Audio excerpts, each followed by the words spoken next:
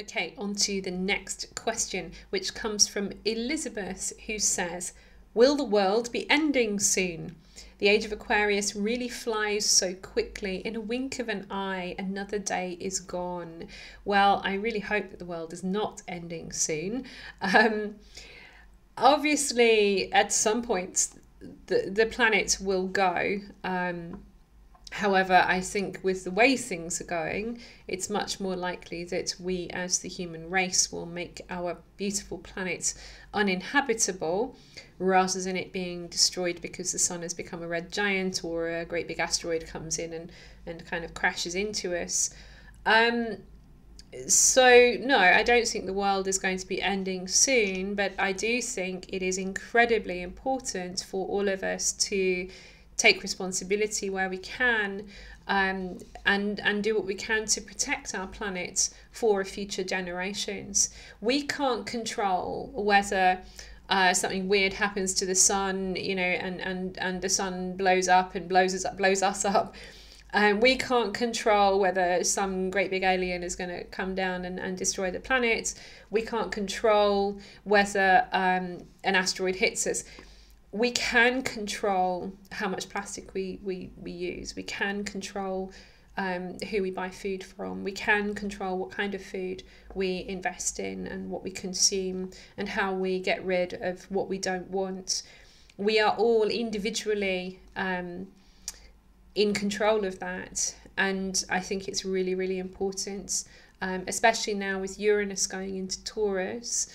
Taurus is a representation of the earth, the land. It's the first of the earth signs, and Uranus is about doing something different. We've got some old patterns that we're breaking down now, that we have to break down so that the earth can thrive. One of the analogies that I've been using is that if you keep planting the same kind of crop in the same field over and over and over and over again, eventually you're going to get a crop that is just not going to grow properly, or it's going to get diseased because it doesn't have the nutrients that it needs.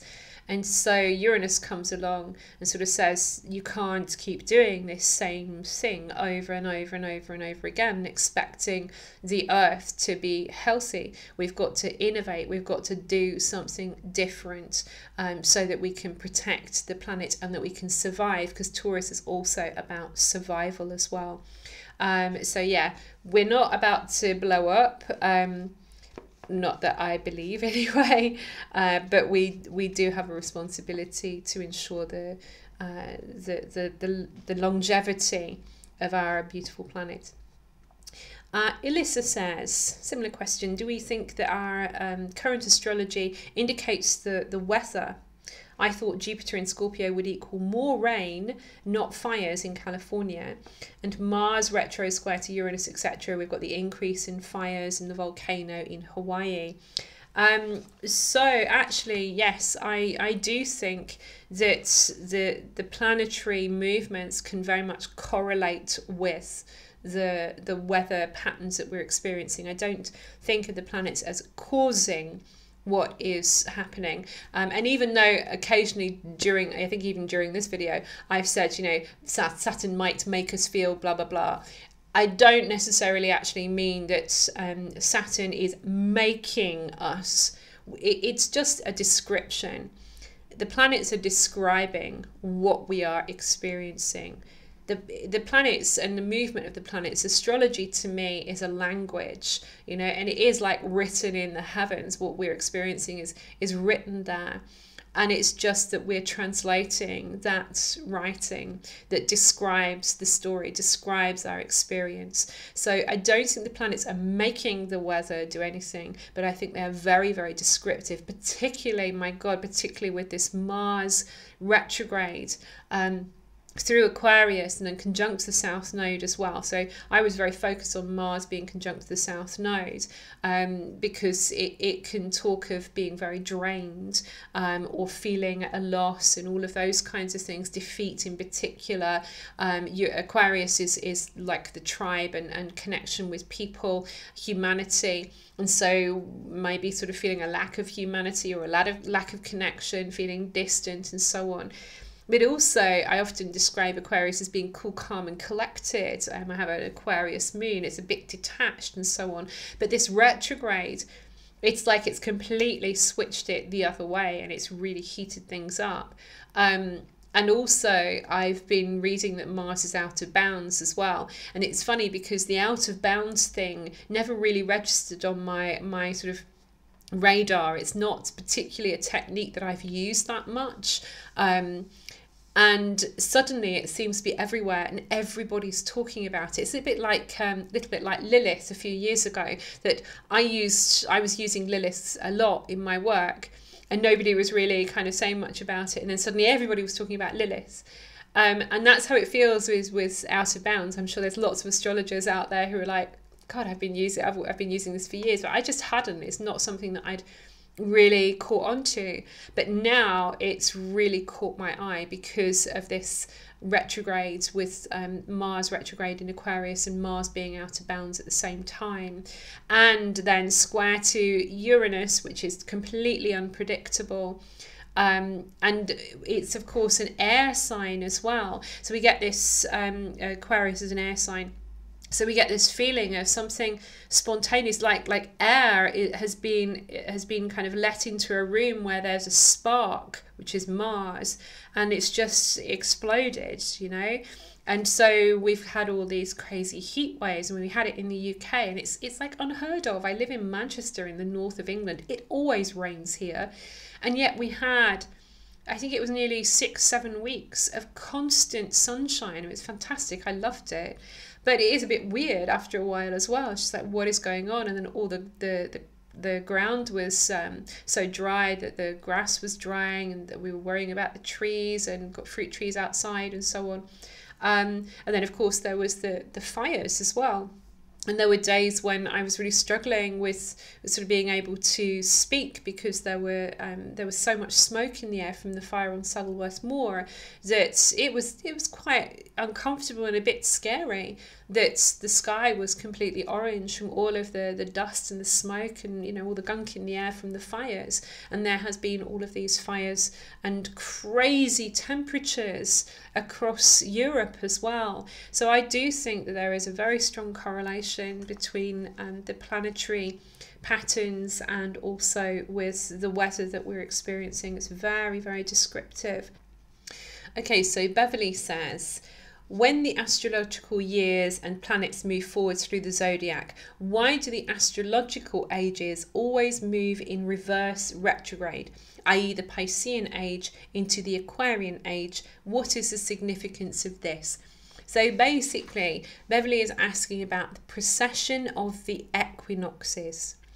Now, I've actually just tried to record this about 3 times, and I'm actually finding it very hard to describe what this is without having a visual image. So what I have done is I've linked below to a really excellent video which is called The Age of Pisces and the Age of Aquarius by David Cochrane, an astrologer, David Cochrane, who's got this brilliant video that actually shows what the precession of the equinoxes is and why they move backwards, so you can understand it. It's much better to have a visual impression of it, and you can really see why it's happening. It's all to do with the wobble of the Earth, as the Earth is kind of spinning, and the axis of the Earth kind of wobbles, and that's what causes the precession of the equinoxes. But you'll get a much better description watching that video. As far as the significance of it, I wonder whether it is rather like the nodes moving retrograde through the chart, generally speaking, that maybe we are sort of looking at the karmic consequences of the ages for humanity as a whole. So perhaps that is why we're sort of moving backwards through time, in that sense, that we're revisiting our past with each age that passes. So Elissa says, what do you think of converse progressions? Also solar arc versus or combined with secondary progressions? So it's a very technical question. Converse progressions. So basically the progressed chart is a chart that is calculated as a day for a year. So in other words, the first 80 days of your life equate to your 80 years on the planet. So each day is a year of your life. So if you look at the sort of 80 days after you were born and look at all of the transits and stations of the planets and so on, you can get a feel of the life that is unfolding ahead of you. Now, some people use converse progressions, which are counted sort of backwards. So instead of going for the 80 days after you were born, you're looking at the 80 days before you were born. I don't use converse progressions, just simply because I feel that there is enough information with using the normal secondary progressions, as well as the transits, and also you mentioned the solar arc chart. So the solar arc chart is a similar kind of progressed chart, but it's all based on the movement of the sun. So everything is moving forwards roughly 1 degree per year. And so I do use the solar arcs, and I do combine them with the progressed chart. The progressed chart to me is always going to say much more, and I feel as though it's more important, but then that's for my work and how I work. A different astrologer might be very, very keen on using only solar arcs and not even use the secondary progressed chart. In my readings, when I sort of talk about progressions, just for those people who don't really know what I'm talking about right now, the progressed chart is a chart that grows up like you do over time. So, for example, imagine that you are looking at a picture of yourself, or a load of pictures of yourself from childhood through to now. And in all of those pictures, you're going to be looking at the fact that you've got different clothes on, your hairstyle's different. Of course, you've grown and changed over time because you've grown up from a child through to an adult, and you'll have different dreams and hopes and wishes and fears dependent on when those photos were taken. But even though every photo is different, they are still photos of you. So you are the constant. If we put this into astrological terms, the constant is the birth chart, but the changes that you go through over time is the progressed chart. So that is how I see it. So I think the progressed chart is very, very important to use. I couldn't not use it in my work. But converse progressions, no. It doesn't mean that I think they are invalid. It's just a technique that I don't feel any affinity towards using. Still on to technical questions. Lin says, what house system do you use and why? Of the 4 or 5 main house systems in use, how do you explain to new students the differences in placements of planets in houses and guide their interpretation? And Karen also asked me, what is your preferred house system? Okay, so houses. This is another huge topic, and it's one that is very often argued about in the astrological worlds because we all have a favourite. My favourite is the equal house system. So in the equal house system, every house is equal. It has 30 degrees in that house, and everything is calculated from the ascendant degree.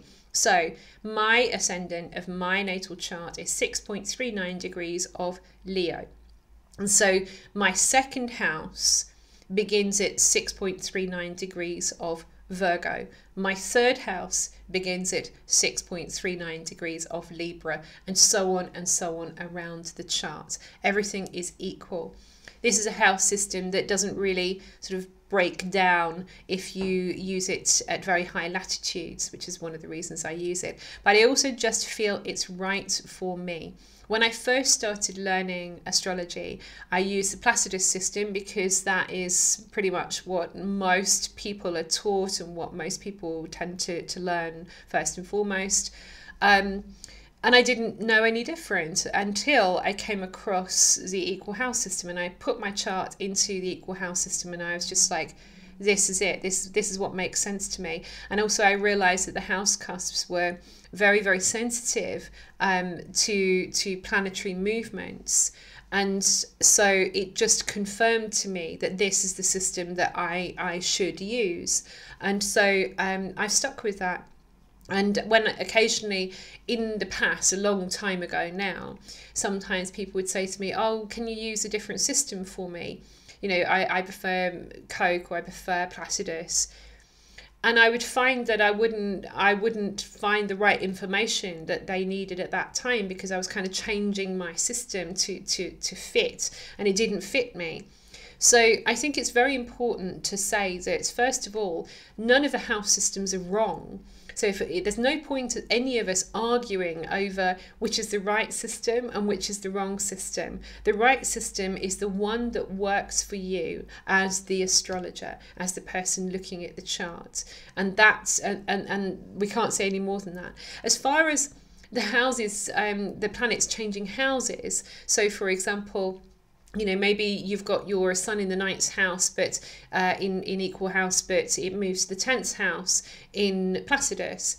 Then it's just another layer of interpretation, in the same way as that we are multifaceted as human beings. We have many levels to us, many ways of understanding ourselves, and many aspects to our personality.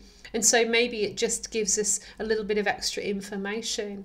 Sometimes people don't kind of respond to their chart being in a different house system, and that's okay too. If they don't relate to that particular part of themselves, maybe it's very unconscious, for example. So I think it's very important that we don't tear each other apart saying that one house system is better than the other, and that's that. It's what works for you. That's what's important. That's what speaks to you. Now, there were also 2 people, Holly and Pam, who asked about intercepted houses. Now, because I use the equal house system, I don't have that experience of using intercepted houses.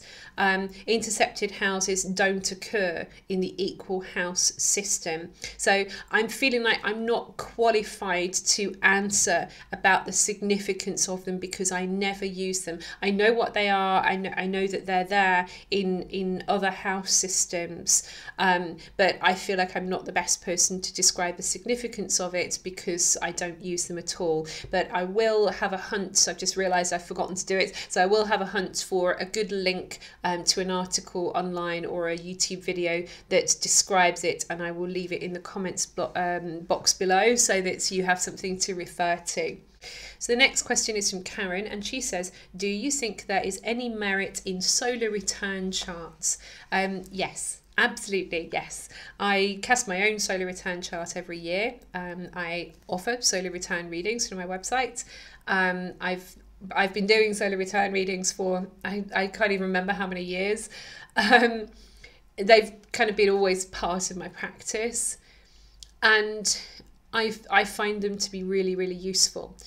I will say that I'll always look at the transits and the progressions first. That to me sets the scene of everything that's going on. And I think it's very, very important to know what's happening with the transits and with the progressions to give some context to the solar return chart. So when I do a solar return reading for a client, if I've not done their transits and they've not had a forecast reading from me, then I will always talk a little bit about the transits and progressions at the beginning, what's going on majorly in their chart, so that we can really understand how the solar return sits with all of this. And also for sort of timing, because I know there are some timing techniques that some people use with the solar return chart.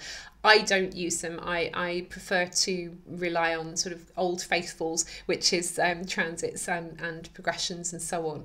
But yes, there's definitely, for me, a validity of using the solar return chart, and it can be like I say, very, very descriptive of the energies and the sort of adventures of what is going to happen in your solar return year. for the next question, which is also about solar returns. This is from Ariel. And Ariel says, can you answer questions on the solar return? Yes, I can. What happens when both the solar return sun and Neptune are found in the solar return 7th house, but they're not conjunct one another? So generally speaking, I would say that first of all, you're looking at the sun, because remember, it's a solar return chart. So wherever the sun is in the solar return chart, that is where the focus is. That is the house that is lit up, where you need to be sort of placing your attention, or where you kind of can't not see it because it's being lit up. So we can say then that relationships this year are likely to occupy your attention. Now, whether that is a relationship with your partner, husband, wife, girlfriend, boyfriend, whether it is to do with a best friend or a client, or whether it is a legal situation. Sometimes the 7th house can also come up for legal things as well, bearing in mind it's originally associated with the sign Libra, which has the scales. So legal issues as well may be part of it. It depends on what's going on in your life at the time. But we can definitely say that your interactions with others is being illuminated. But at the same time, there is something that is perhaps a bit uncertain in this area of life as well, and that is with Neptune. It'd be interesting to see whether Neptune is conjunct the descendant of that chart or opposing the ascendant of the chart, because that's also going to really make an impact as well. It kind of muddies the waters a little bit. So it's going to be important during the year to place your attention where your relationships are, but also to listen to what your intuition is saying about your relationships, and also to try and stay grounded as much as possible, because Neptune can sometimes feel a bit slippery underfoot, and we have this sense of confusion or uncertainty. So it's very important to be grounded during a year when you have that kind of influence. Sometimes we can fall in love, you know, with the sun in the 7th house of a solar return chart can indicate a year when you fall in love and you've got Neptune there who's just like, yes, unconditional love, it's all so romantic and ideal, it's wonderful. But like I would advise always keeping one foot on the ground, keep yourself grounded, so that you aren't swept away on a tide of what other people want and what other people need, and you sort of losing yourself in what other people want from you.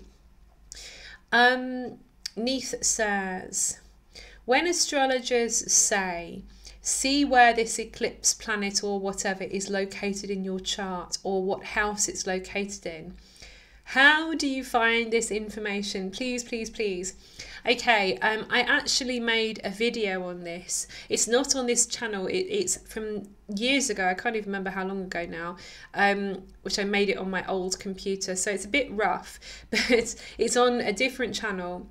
And I'll link it below, which just says how to find your transits through astro.com. I actually need to extend it a little bit and make it a bit more helpful, I guess, but hopefully that will give you enough information on how to figure out where the planets are in your chart at the moment, and to see where not the progressed moon, where like Saturn is, or where an eclipse is. You should be able to find it on that video. Carolyn says, I entered my first quarter moon phase in 2016 and will go on to gibbous in 2020. Can you shed some light on the first quarter moon, please? So Carolyn is talking about the progressed lunation cycle. And I have an article all about this on my website, so I will link it in the box below. Generally speaking, the first quarter moon means that in her progressed chart, the sun and the moon have formed a square. And so squares are somewhat tense. There's a bit of tension there. The analogy that I use for the progressed lunation cycle is where we grow from a seed through to a plant, and then we flourish and we produce fruits and so on. So when you're at the first quarter moon phase, we are often tested on what we began when we had a new moon in our progressed chart. So sometimes as you go through this period, you feel tested. Sometimes you feel a bit hemmed in, or you feel a bit cornered. If we sort of look at the analogy of the plant that has been growing, now the plant has come up out of the ground, but it's still somewhat tender, and now it's being rained on, and there's lots of wind. You know, it's a bit of a messy weather situation. But through that, the plant is then strengthened, and that's kind of the same thing, that through some of the tests that you're experiencing at the moment, or the trials or the difficulties, the things that you're trying to figure out, that, you know, they keep sort of clashing together, and you keep being brought back to the same things that aren't quite working together. Your sort of persistence in trying to resolve that ends up giving you a stronger foundation. It also strengthens yourself to be able to withstand greater tests sort of later down the line, and it just generally makes you a stronger person for pursuing the path that you are on at the moment. So generally speaking, tests and trials are associated with the first quarter moon, but they are important for strengthening you, so that you can accomplish what you want to accomplish later on in your life, as the moon gradually moves through to the full moon, which is where you have come to the height of your achievements, or you've finished your project, or whatever it is. So Eve says, why does the zodiac follow seasons and not where the planets physically are in the sky? I can locate that a planet is in line with a different constellation in the sky, but the ephemeris says something else. Is there any weight to the actual placement in the sky? So Eve, basically, there's two different things going on here. There's the constellations of the stars, and then there are the signs. And the zodiac signs are not the same as the constellations. If you are interested in following a form of astrology that actually follows what you can see with your eyes, like looking up into the sky and say, okay, yeah, Mars is in Capricorn or Mars is in Aquarius, then you may be very interested in using the Vedic system, so Indian astrology, Eastern astrology, because the Vedic system uses sidereal to calculate everything. So whereas Western astrology is based on tropical measurements, so the signs and the constellations aren't fixed together. It doesn't mean that, again, that one is right, that one system is right and one system is wrong. It's just a different way of calculating charts, a different way of working with astrology. But if you feel very drawn to work with what you can actually see with your eyes, then you may be very interested in the Vedic system. The next question is from Shailesh. What time do you use in casting a chart when the birth time is unknown, and how accurate is the reading? So normally when we don't know the birth time at all, it could be any time in 24 hours. Normally we would cast the chart for midday, because that is exactly halfway through the day, 12 hours into the day. You're going to get some information that will be very accurate, and you're going to get some information that you don't know for sure. So, for example, you're not going to know where the houses are, because you're not going to know your ascendant, because the ascendant is based on your time of birth. You're not going to be too sure about your moon. What you could do is you could cast a chart for 1 second after midnight, on the day you were born, and 1 second before midnight for the day following, so that you could see how much the moon has moved in that day. So you might at least know that your moon is in Aquarius, for example. If the moon has changed signs during the day, though, then you're going to have to go more on sort of intuition, unless you have your chart rectified by an astrologer who is familiar with how to do that. So it's a very specialist art, chart rectification, and some astrologers do it. I don't personally. I know how to do it and I can do it, but it's not a particular thing that I sort of particularly enjoy doing. We all have different types of readings and so on that we feel more of an affinity for, and it's just not one that I offer on my readings page. But there are people who do chart rectification and have got it down to a fine art. And so you could use one of those astrologers to help you to identify perhaps a more clear time of birth. But if you're just working on a chart with no time of birth, cast it for midday and focus on what you do know instead of focusing on what you don't know. So if you're not sure about the moon, well, at least you know it's kind of one sign or the other. And it doesn't matter that you don't know about the houses, just focus on the planetary placements. Like, you'll know pretty much where the sun is, you'll know where Venus is and Mercury and Mars, you'll know the aspects between them. So always focus on what you do know, and then that is going to become a more accurate reading. Whereas if an astrologer is going to try and sort of interpret aspects to your ascendant without actually knowing your time of birth, then that's going to be inaccurate. It's not going to work because we don't know your time of birth. So yeah, always focus on what you do know rather than what you don't know, and that will help to eliminate inaccuracies. Lenka says, is it possible at all to make a chart and an explanation of it for a whole family, not just for a relationship of 2, but for, say, 5 people? Would a chart like this show something useful, like the direction of a family, something common or for all, or contrary, some common conflict? Or would it be too complicated and confusing to try to make such a chart? So really interesting question. She's talking about composite charts. Most people are, if you've kind of got some interest in astrology and have been doing a bit of reading, you've probably come across the idea of merging your chart with your partner's. So relationship reading, we get a composite chart, which is calculated from taking the points in your chart and the points in your partner's chart, and you kind of put them together, and then you have a chart, the composite chart, that represents your relationship as a whole. And yes, you can cast what's called a multi-composites chart. You can do this in Solar Fire, astrological software, and you can also do it for free on astro.com.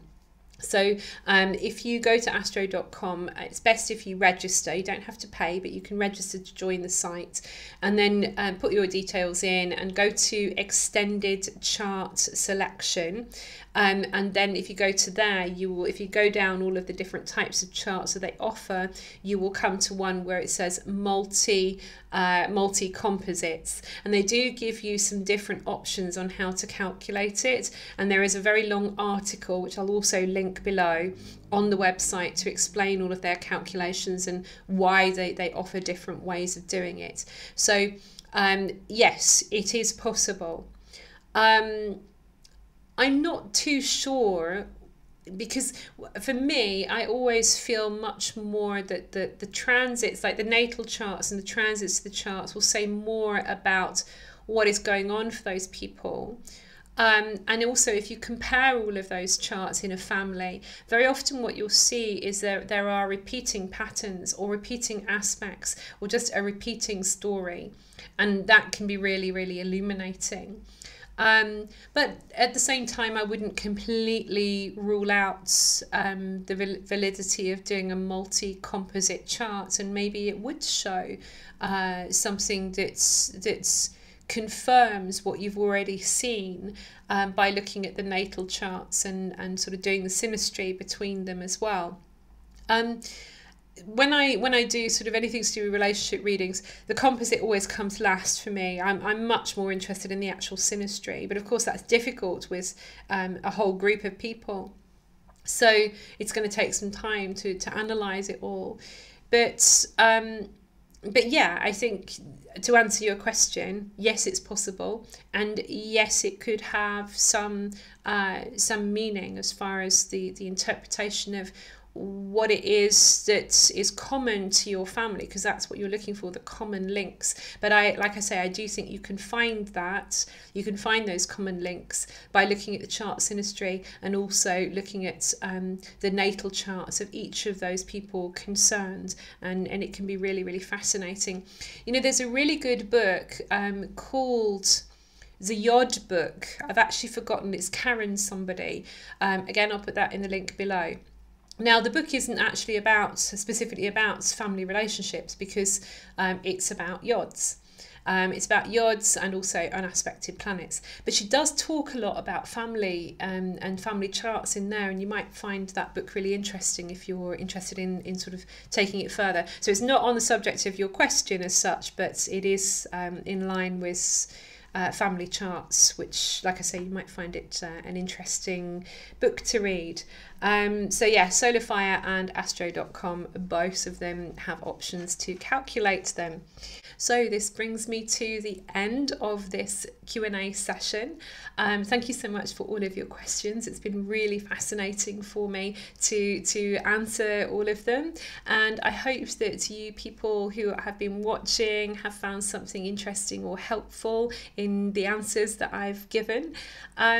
Also, if you want to know more about me or my work, or you would like to have a reading, then do come along to my website, which is at www.leahwhitehorse.com.